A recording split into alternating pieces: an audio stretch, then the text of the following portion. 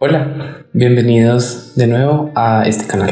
Para este video, como están viendo en el título, vamos a hablar acerca de qué es el arte, aproximaciones. Es el primero de 3 conferencias que vamos a tener. Básicamente la idea es enfrentarnos a esta discusión bastante compleja, pero bueno, ya más adelante iremos como resolviendo o intentando comprender desde varios lugares cómo es que esto tiene relación y por qué nos vamos a demorar 3 conferencias en abarcarlo. Vamos a empezar primero por hablar acerca del disclaimer o descargo de responsabilidad, porque hay algunos elementos que son completamente importantes revisarlos antes de continuar con esta conferencia. El primero es que las verdades absolutas no existen.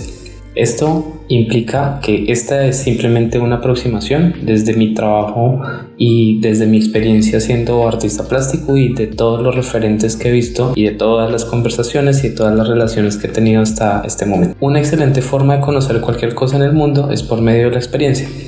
Desde este lugar me parece muy interesante precisamente entender que para hablar de arte hay que relacionarlo entre un elemento de observación y otro de creación. Desde el lado de creación invitaría evidentemente a todas las personas que quisieran acercarse a este mundo que tomaran un lápiz y que intentaran trabajar desde este proceso, porque creo que allí en la creación también hay muchos elementos interesantes para poder entender desde la observación y poder nutrir este concepto que es el arte. El siguiente es: existen elementos reales. Esto lleva a un proceso evidentemente de comprender que todo lo que se está planteando parte también de elementos históricos, y desde esta observación es que lo propongo. Y por último, este proceso propone ampliar la perspectiva frente al arte. Esta conferencia no busca en ningún momento clasificar, debido a que es un elemento que ha partido desde el inicio de la humanidad. Entonces intenta más bien explorar en esas relaciones unos indicios y unas búsquedas internas para poder comprenderlo, porque nace del ser. Para hablar de mi experiencia, pues hay unas relaciones académicas, tengo algunas publicaciones de libros, soy clown hospitalario, tengo pregrado en maestro en artes plásticas y visuales de la Universidad del Tolima, tengo un curso de gestión de estrés y mindfulness y además estoy certificado como coach, ahorita precisamente en este año, lo cual también me permite comprender desde varios lugares todo este trabajo de arte. Sobre mi experiencia en relación a ya el trabajo como creador, tengo procesos en lo audiovisual, en las plásticas, música, escritura, poesía y bueno, ya les había comentado que payaso hospitalario. Además, estoy en redes, se las dejo abajito en la caja de comentarios si de casualidad quieren ir a revisar alguna cosa que haga. Ahora sí, no dándole más largas, bienvenidos a esta conferencia, a la parte número 1 de 3. Esta conferencia va a intentar responder ¿qué es el arte? Evidentemente desde las aproximaciones. Sin embargo, antes de pasar, quisiera que revisáramos un segundo la imagen y la observáramos.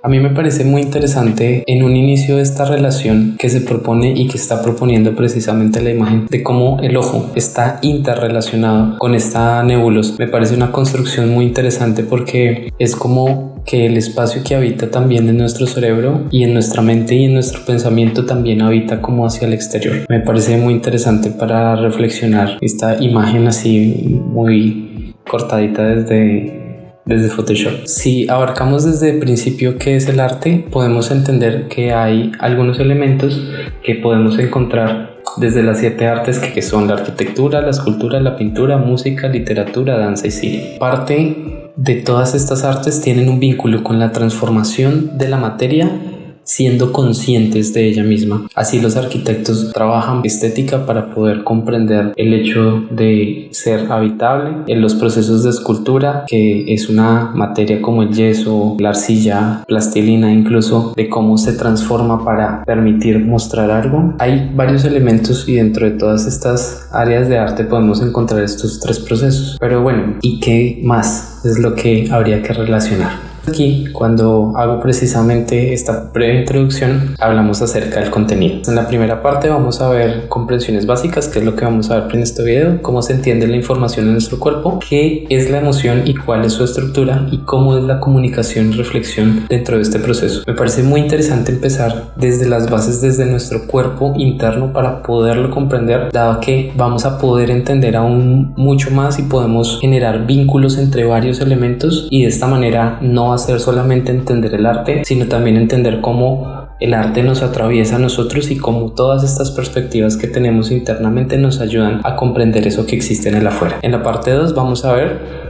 sobre la historia del arte. Aquí vamos a hacer un rápido recorrido acerca de la historia del arte, donde vamos a enunciar algunos elementos importantes y vamos a entender por qué cada pieza en el tiempo tiene una pregunta y por qué es importante establecer ese vínculo con las preguntas para poder comprender el arte, debido a que precisamente es un cúmulo de información que ya lleva mucho tiempo existiendo y que te responde un montón de elementos interesantes que habría que revisar. Como tercera parte tenemos qué es el arte, aproximaciones, y aquí vamos a hacer una integración completa de muchos elementos y de, digamos, ideas más complejas que se van a recoger en la primera y en la segunda conferencia. De esta manera vamos a llegar a tener un entendimiento más profundo y vamos a poder acercarnos de una manera más fácil a este proceso que es extenso, diría yo. Integrar. En primer lugar, me parece muy interesante porque los elementos que nosotros tenemos en la cabeza y en nuestra forma de pensamiento funcionan como ideas. Cuando logramos conectar estos procesos, adquirimos un elemento para comprender el mundo, pero al mismo tiempo también podemos ampliar este conocimiento frente a otros elementos. La integración comprende en tomar los datos que son importantes, poderlos unir y poder comprender todo este proceso que hace parte hacia afuera y hacia adentro, porque creo que el conocimiento en el arte está en estos dos sentidos. Ahora también dice, entre comillas, el arte en sí mismo es la búsqueda del amor. Me va a parecer muy importante hablar acerca del amor, pero lo vamos tocando un poco más adelante. Quédense ahí como pensando en eso. Aquí vemos al individuo y al ser, por un lado, que se comprende como razón, emoción y creencia. Estos tres elementos se configuran dentro del individuo para poder conocer el mundo. En esta interacción con otros seres podemos encontrar unas relaciones naturales evolutivas humanas que hablan acerca de la interacción del ser. Hay unas relaciones biológicas, unas relaciones psicológicas y unas relaciones de comunicación y reflexión. En esa interacción, como les venía diciendo, hace parte de la relación del arte. Seguramente ahorita no se entienda tanto y tan claro, pero creo que ya más o menos van sabiendo para dónde va la cosa. Una pregunta muy importante para hacerse sería: ¿cómo se entiende la información del exterior y del interior? Entonces podemos entender que afuera de nuestro cuerpo existe la realidad. Me puedo acercar a la realidad por medio de mi propia verdad, que será diferente para cada ser humano, y a esa verdad yo le voy a permitir darle una interpretación. Con esta interpretación vinculada tiene que ver la fantasía. ¿Por qué es importante hablar acerca de esto? Porque las relaciones del arte funcionan también dentro del conocimiento que yo puedo ver a través de mi ojo, no solamente con el conocimiento que yo tengo académico de este mismo proceso, sino también con la posibilidad de sentir y de interpretar. Pero estas interpretaciones tendrán que tener una relación consciente conmigo mismo, o sea, darme cuenta de cómo siento o de qué es lo que siento, como una comunicación interna directamente. Todo lo que voy a hablar ahorita acerca de las relaciones del sistema nervioso está basado en un libro que se llama Neurociencia, que estuve trabajando en la creación del libro de la técnica del eterno performance. Todo este proceso se va a basar en estos dos capítulos que están enunciados ahí. Vemos ahorita una relación del sistema nervioso. Vamos a entablar primero unas relaciones desde lo biológico, entonces desde lo corpóreo. ¿Qué es el sistema nervioso?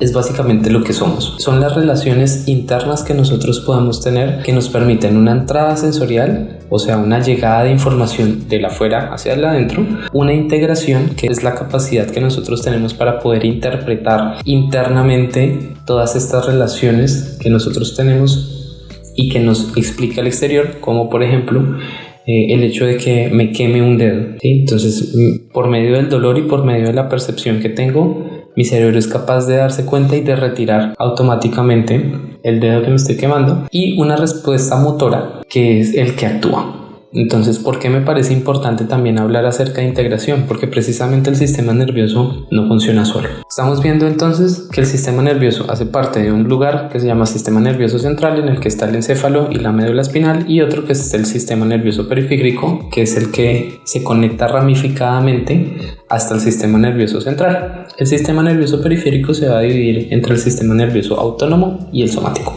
Más adelante vamos a hablar un poquito más de esto. La idea no es hacer una clase muy pesada acerca de esto, pero me parece muy bonito poder comprender estos procesos, más porque tienen una interacción muy profunda dentro del arte, pero tal vez nunca lo vemos y lo percibimos de esta manera.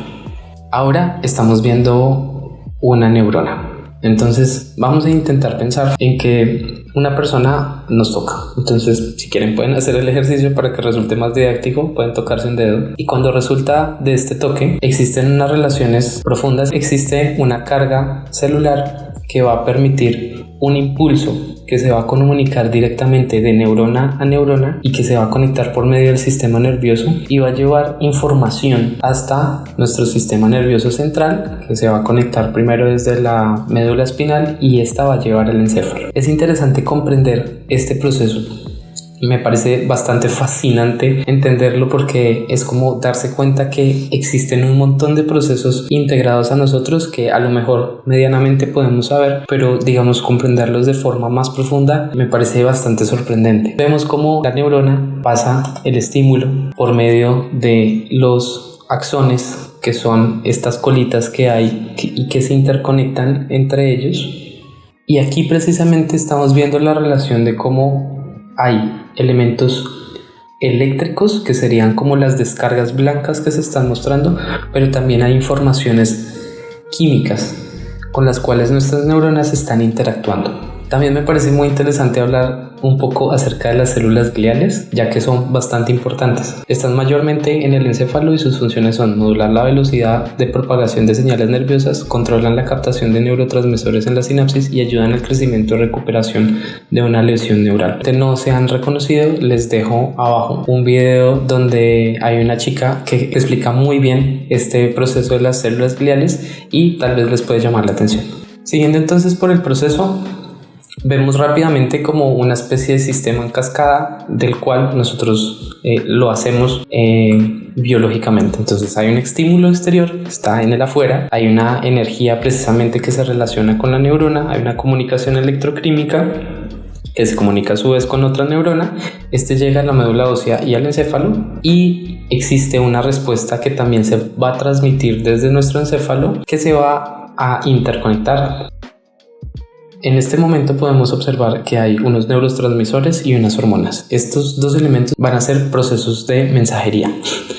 Las hormonas son unas sustancias secretadas por las glándulas endocrinas, y los neurotransmisores son sustancias químicas encargadas de transmitir la información de una neurona a otra mediante la sinapsis. Esto significa que hay dos elementos mensajeros y que cada uno tiene una forma de trabajar a través precisamente de este sistema nervioso. Ahora, un elemento del cual no hemos hablado mucho es el sistema nervioso periférico. Este sistema es un sistema el cual se encarga de relacionar y de llevar a cabo todos estos procesos de comunicación y de interconexión hasta nuestra médula espinal. Es muy importante porque es como una malla que se conecta eléctricamente y químicamente en nosotros. Podemos ver entonces un cuadro donde estamos hablando acerca de el sistema nervioso central y el sistema nervioso periférico. Existe entonces un medio ambiente interno que hace una relación con los receptores sensitivos en la superficie y en el interior del cuerpo, que lleva la información, y que estos elementos a su vez responden a unos componentes motores, y entonces aquí vemos un sistema motor visceral autónomo que se divide en una simpática, que está relacionado con la parte de estrés, y una parasimpática, que es como la distensión. Para hacer un ejemplo básico, como las pupilas de nosotros se contraen o se dilatan. Estas relaciones frente a lo que yo deseo enfocar, automáticamente mi cerebro manda la información, y esto me va a permitir entender un plano diferencial con otro. Este elemento precisamente, que me parece muy interesante, está muy relacionado con el manejo de la cámara reflex, porque tiene unos procesos bastante similares. Hay unas neuronas efectoras que van a hacer una interconexión y una comunicación con los músculos lisos y los músculos cardíacos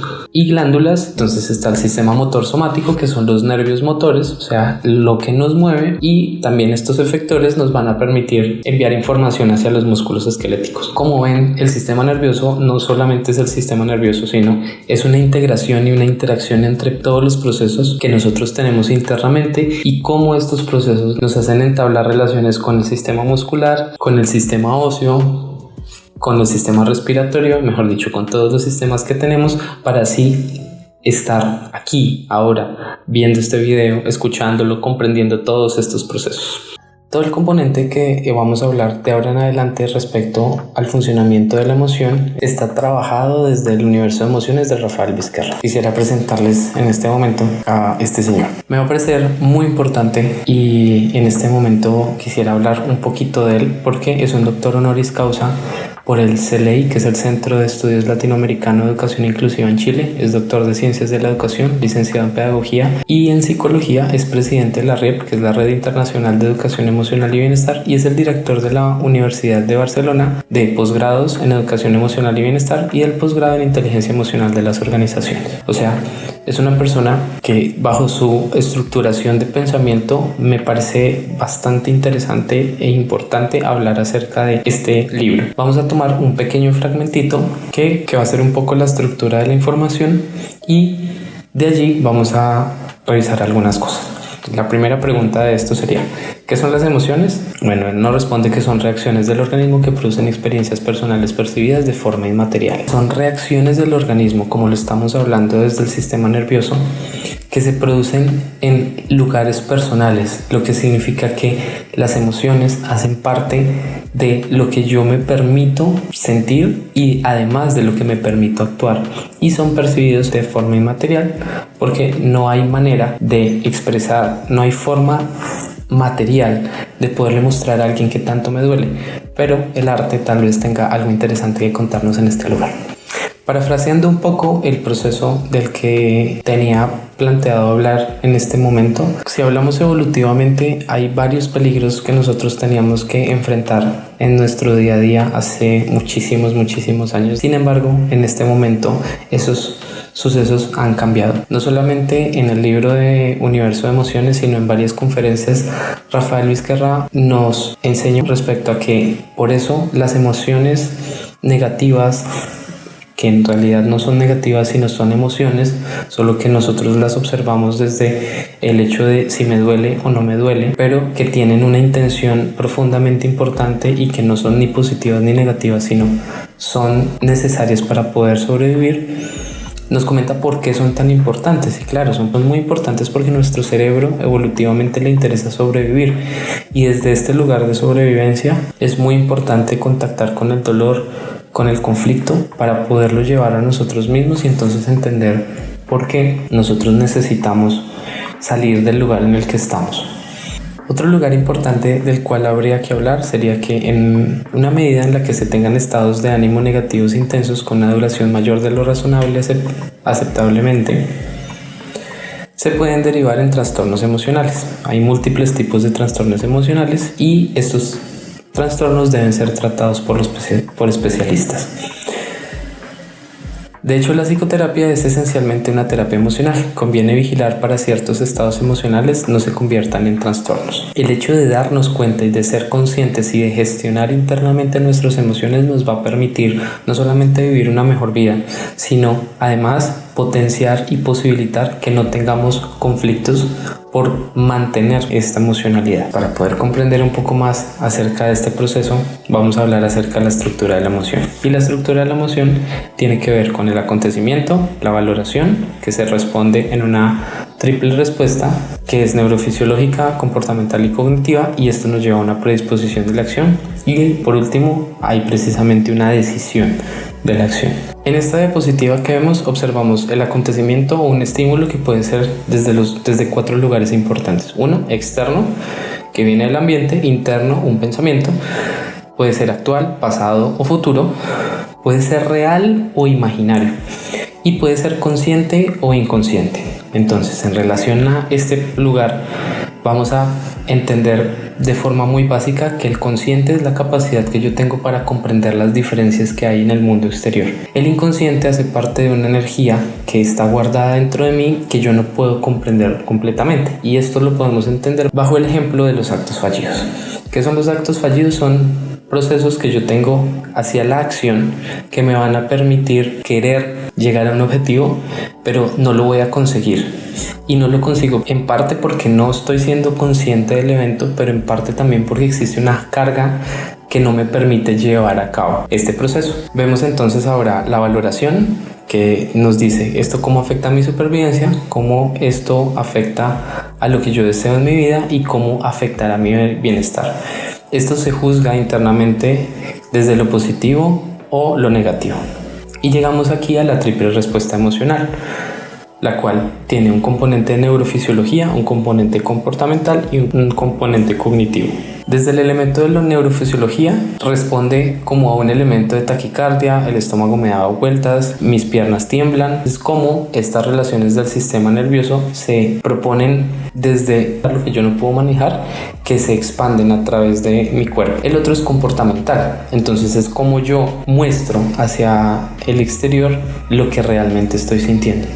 Y el cognitivo es tomar conciencia, es saber qué es lo que me está pasando y ponerle nombre. El tercer componente es la cognitiva y consiste en tomar conciencia desde la experiencia emocional subjetiva de lo que nos pasa adentro. Permite tomar conciencia de la emoción que estoy experimentando, por lo cual posibilita etiquetarla en función del dominio del lenguaje. Es muy importante hablar hasta aquí de las relaciones del lenguaje, porque en la medida en la que yo pueda colocar en palabras lo que siento, me voy a permitir también a mí mismo nombrarlo y comprender internamente qué es lo que me está sucediendo. Aquí vemos un componente cognitivo, que es el sentimiento de ponerle nombre.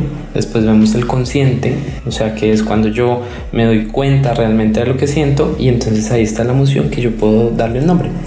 Haciendo un ejemplo bastante rápido, podemos decir que veo que estoy a punto de pisar una serpiente, observo la serpiente, valoro que puede ser un peligro, activo la triple respuesta, que es neurofisiológica, que es taquicardia y sudoración, comportamental, que es mi cara de susto, y la cognitiva es saber y entender que tengo miedo.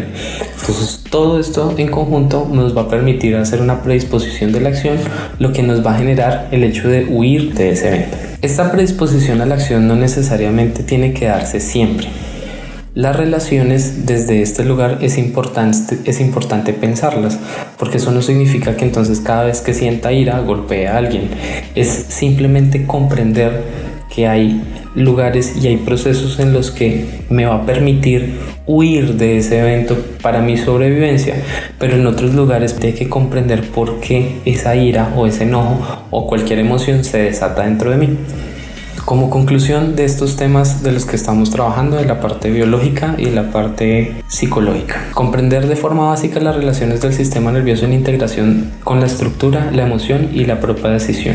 Esto nos va a llevar a comprender de alguna forma cómo es que nosotros funcionamos y cómo podemos mejorar en este proceso. Pero algunas veces no es posible manejar la intensidad de lo que se siente, pero es posible manejar cómo lo expreso. No puedo sentir, como les explicaba ahorita en el asunto de la ira, porque la tengo, pero definitivamente sí puedo manejar cómo la voy a expresar.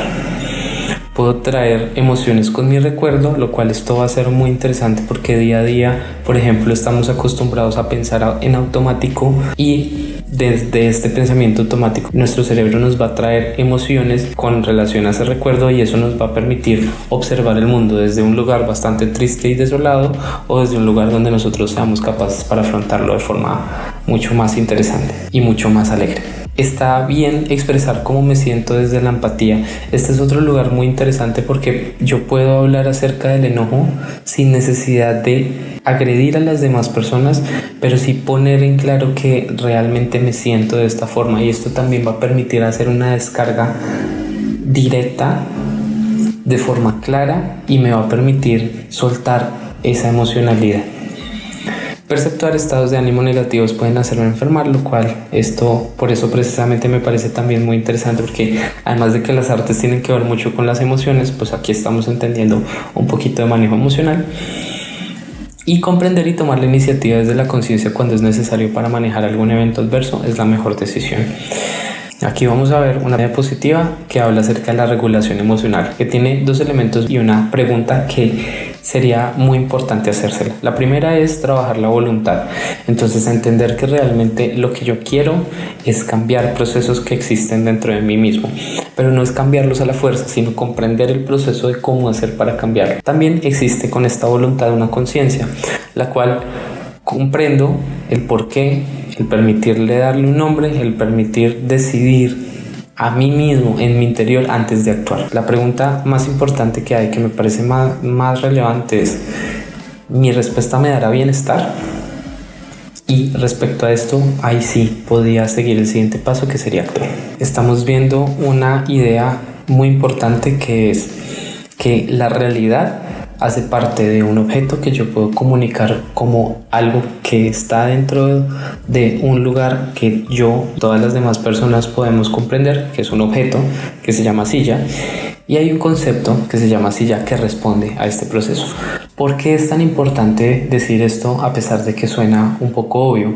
Porque muchas veces cuando nosotros estamos interactuando, a veces tenemos la percepción de que las personas saben de lo que estamos hablando, y es importante precisamente hablar de forma clara para poder comprender cuál es la idea que se va a proponer. Ahora estamos viendo el mapa conceptual del proceso de comunicación de Fundamentos de Comunicación de Santos, y aquí estamos viendo algo que seguramente muchos conocemos, pero que tal vez no le damos una importancia clara en el momento de entrar en discusiones o en el momento de compartir incluso con personas, y es que la comunicación es un proceso que involucra a un emisor que envía un mensaje a un receptor. Muchas veces nos olvidamos acerca del contexto, y el contexto no es solamente el lugar al lado de lo que la gente o lo que la persona tiene a su alrededor, sino también su manejo emocional interno de cómo está.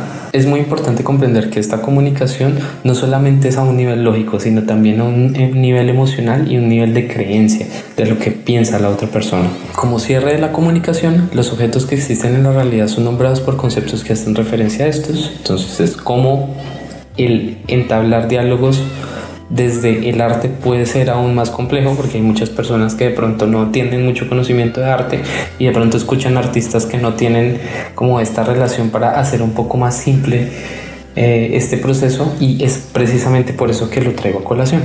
Las relaciones comunicativas están basadas en que las personas tengan conceptos que puedan conocer o imaginar. Considero que la obra de arte no es como tal un nivel comunicativo, sino es como tal un nivel reflexivo, y esto diferencia muchísimo los procesos.